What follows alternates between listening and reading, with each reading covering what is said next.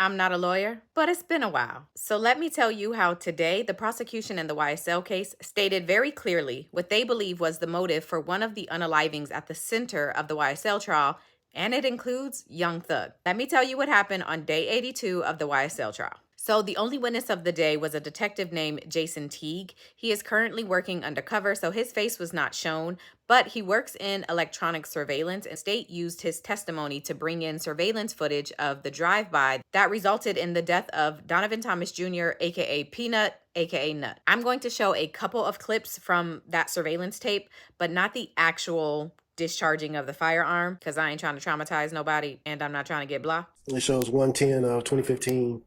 8 p.m., which that would be the side of the barbershop facing McDaniel Street, looking northbound. So in this footage, you are going to see a group of men kind of congregating around SUV. For the record, at 8:01:47, are people kind of just like congregating around the SUV, Detective Chief? Yes.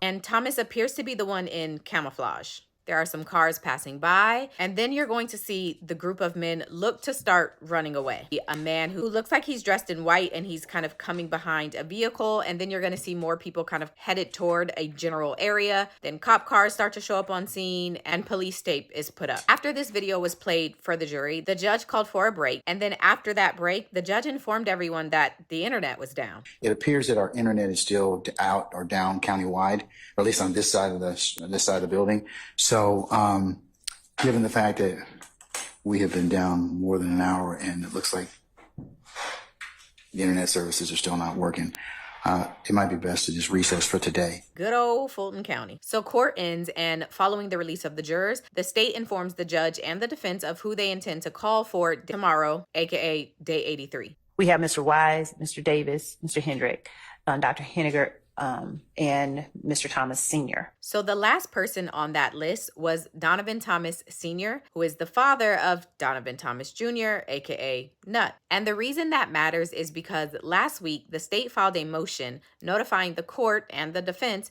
that they intended to have Donovan Thomas Sr. testify about things that Nut told him regarding a growing conflict between Nut, Rich Homie Quan, Young Thug, and Birdman. Now, allowing someone to testify about what someone else has said is typically not allowed in trials because it's considered hearsay. But the state is asking for an exception. But the judge says he has 4 issues with making this exception to the hearsay rule. It has a first concern about exactly what was said, what statements were said, line and verse.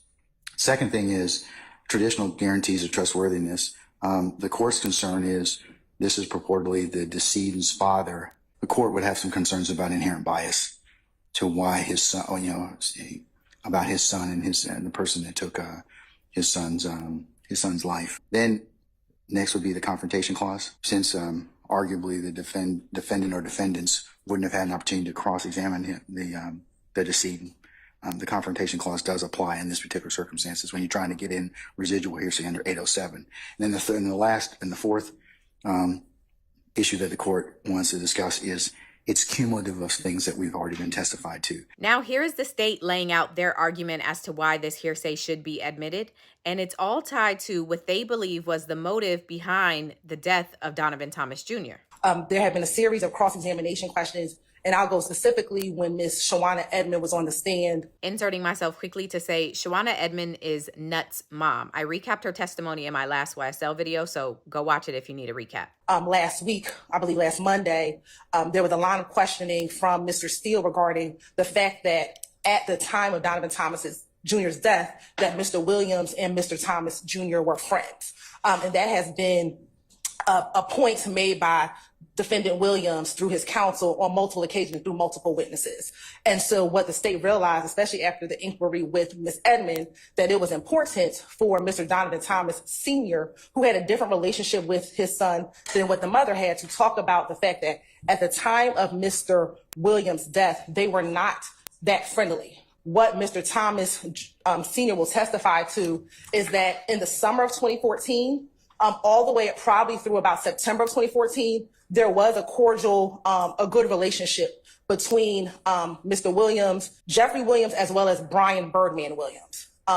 That over the course of the summer, There are some pictures that you have seen in which Mr. Donovan Thomas Jr. had went to both Miami and LA with Mr. Mr. Brian Williams, and it was a good relationship. However, in the fall of 2014, that relationship changed. And the reason or the catalyst for that change is that Mr. Donovan Thomas Jr.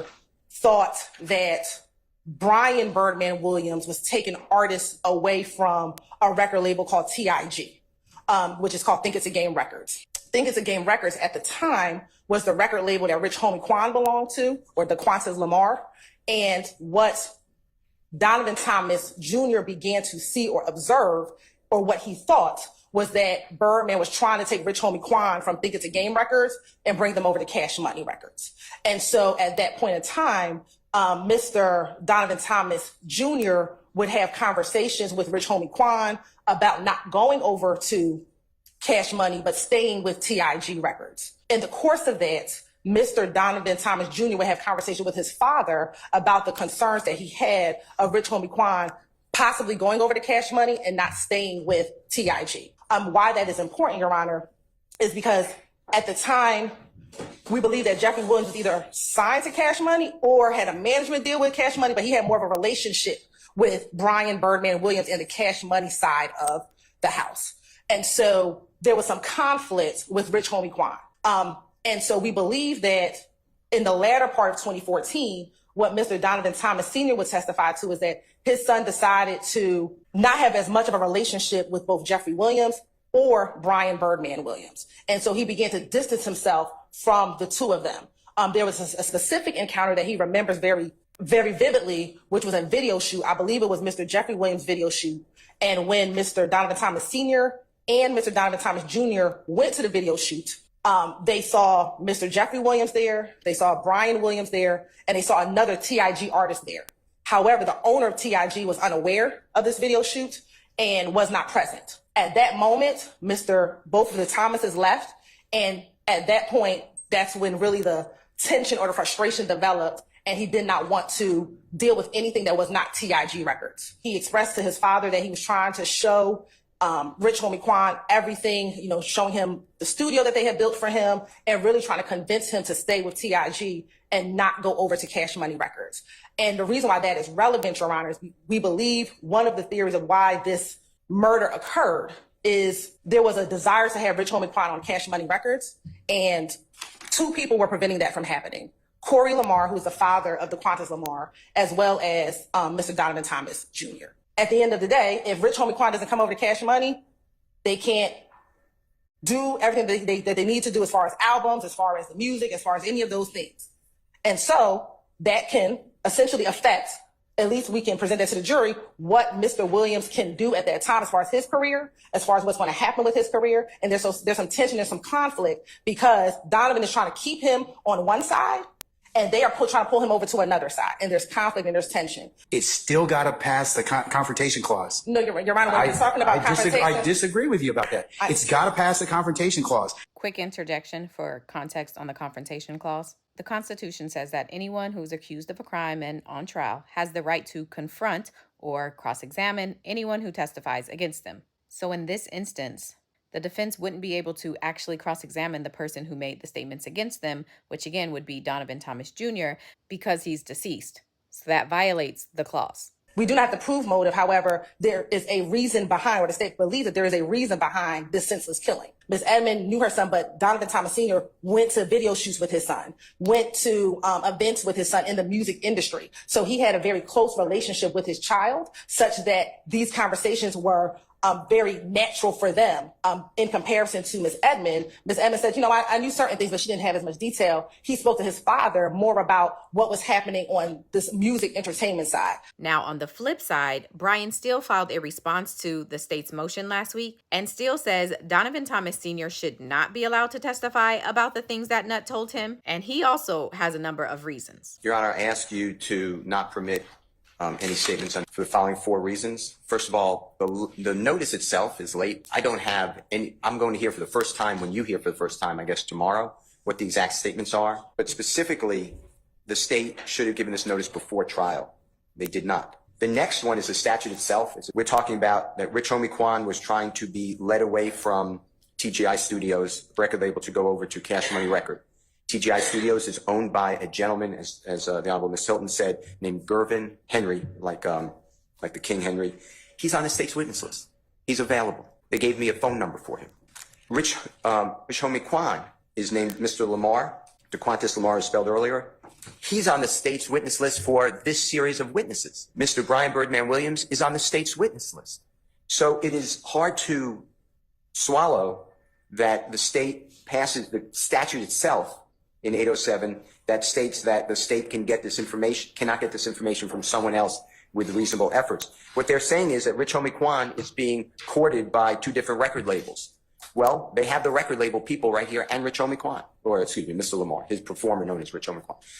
So I ask you for all of that, for all those reasons so far, to deny their motion. In addition, they wanted to explain about a relationship through hearsay between Donovan Thomas Jr., God forbid, deceased, and Rashawn Bennett. Rashawn Bennett is on the state's witness list, and there's no reason that he can't be a witness in this case. So again, the state has other reasonable alternatives through reasonable efforts. Then in paragraph 6 of our response, Your Honor, Mr. Williams' response, and what they're talking about, the courts are saying that under 24-8-807, it's supposed to be so rarely used, and there has to be such circumstances which give guarantees of trustworthiness, that it's the equivalent, Your Honor. You're going to have to find this as equivalent to either a cross-examined former testimony, or statements under a belief of impending death, or statements against interest, or statements of personal or family history. None of that is here. And also, we can't cross-examine the deceased. So I'm stuck with what the father who, and I feel terrible for the man. I mean, everyone feels nothing but sympathy for that family. But how do we get a fair trial by cross-examining the father on statements made by the deceased, supposedly made when the real witnesses are here anyway? So I can't get over the Confrontation Clause issue. We should have the right to cross-examine Mr. Gervin, Mr. Bennett, Mr. Lamar, Mr. Brian Birdman Williams. I guess my second thing is with Donovan Thomas and Mr. Garvin Henry, is Mr. Henry available as a witness? Yes. I've spoken with him. The state has him on their witness list. I have good contact information for him. Okay. The state gave me the contact information that I have. All right, and Mr. DeQuantis Lamar, who's Rich Homie Quan state name, is he available? Is he on? He's already been subpoenaed. The state filed a subpoena. It came up on whatever we get. We get a copy of the. What about Rashawn Bennett? He's unfortunately the most available because he's in your custody, not your custody. He's in the custody of the state of Georgia prison system. Okay. So a production order can get him here. All right, and Brian Birdman Williams is on the state's witness list. I've spoken with him as well. He's available. So ultimately, the judge actually sides with the defense. Okay, the court's had an opportunity to consider the state's notice of intent to introduce hearsay evidence pursuant to 24-8-807. I'm going to grant the defense's motion to exclude these statements under 807. Can I get clarity? Is it just that Mr. Donovan Thomas cannot speak about what his son told him, but he can speak about his own observations? Because hearsay is what someone said. So I want to be clear that Donovan Thomas Sr. cannot speak about what his son told him, but if he has his own personal observation from what he saw. But you'd have to lay a foundation as to that. Sure, correct. But, but I'd say you tread carefully, okay? I won't have him talk about anything that anyone said, but I believe he can talk about his own personal observation. He certainly can testify about that as long as you lay a predicate and foundation about that. Sure. Certainly that would certainly not be under the realm of impossibilities, okay? Thank you, Your Honor. So Donovan Thomas Sr. cannot testify about what Donovan Thomas Jr. told him, but he can testify about any observations that he himself made about the relationships between any of them. So that was day 82. I don't know if there'll be a day 83. We'll see.